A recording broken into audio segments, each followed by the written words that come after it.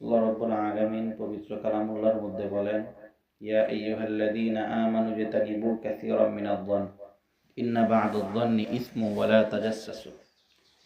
হে বান্দারা, হে ঈমানদার যারা ঈমান আনছো, তোমরা মানুষের পিছে পড়ো না, তাদের দোষ তালাশ করো না, মানুষের ব্যাপারে খারাপ ধারণা করো না। নিশ্চয়ই কিছু কিছু খারাপ ধারণা অনেক গুনাহ, এবং মানুষের পিছে পড়ো না।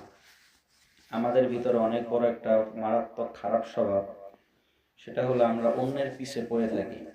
কে কখন কি করলো, কে কখন গুনাহ করলো, কে কখন কোনো খারাপ কাজের মধ্যে জড়াইলো, মানে অন্যকে নিয়ে সবসময় ব্যস্ত হয়ে যায়।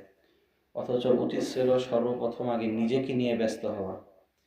এজন্য রমজানের মধ্যে আমরা এটা পাকাপোক্তভাবে নিয়ত করব, আল্লাহ রাব্বুল আলামিনের কাছে দোয়াও করব যে আমি যেন সর্বপ্রথম আমার নিজেকে নিয়ে আগে ব্যস্ত হতে পারি।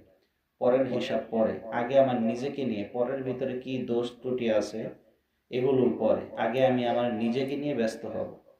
যে কয়টা দিন দুনিয়াতে চলবো মাটির মানুষ হয়ে চলবো, কারো জন্য কোনো কষ্টের কারণ হব না।